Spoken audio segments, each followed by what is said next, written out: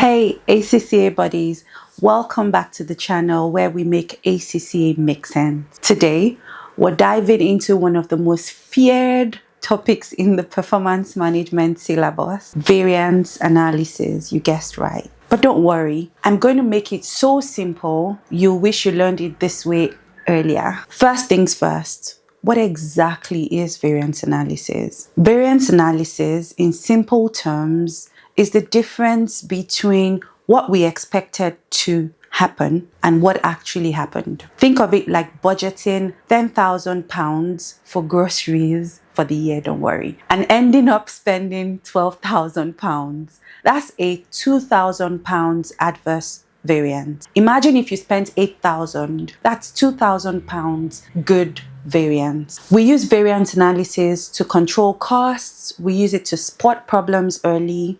You see the pattern, so you're able to spot problems early. We use it to improve decision making.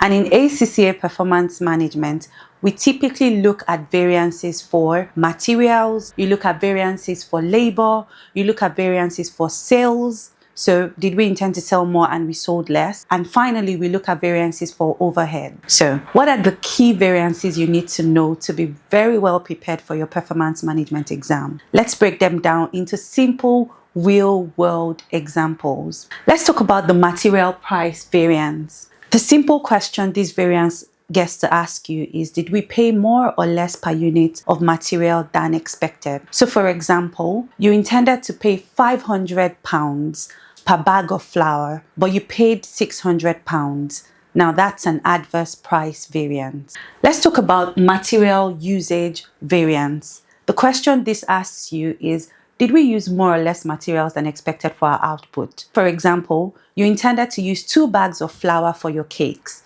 and you ended up using 1.5 bags. I don't know how that cake would taste, but that way, what you're saying is that was efficient. That's a usage variance. The next one is a labor rate variance. So you're asking yourself, did we pay our workers more or less per hour than we planned to? The very next variance we're going to talk about is the labor efficiency variance. What you're asking is, did our workers take more or less time to finish the work we set before them? So let's take, for instance, you hired bakers for £1,000 per hour. I'd like to be one. But you ended up paying them £1,500 per hour. That's a rate difference. If they were meant to bake 100 loaves in 10 hours, but it took 15, that's an efficiency variance. The next one is the sales price and your sales volume variance. Let's talk about the sales price. Did we sell at a higher or lower price than budgeted? While the sales volume is asking you, did we sell more or fewer units than planned?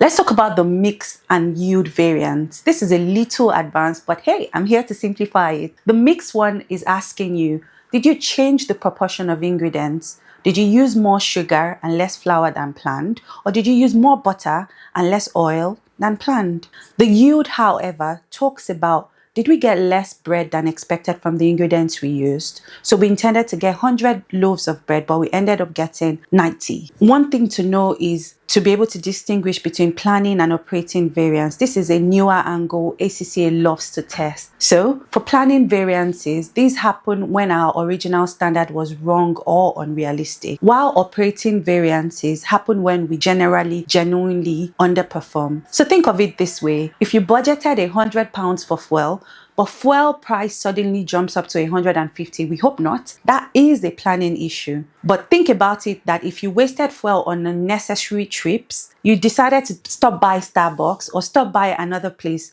that is an operating variance.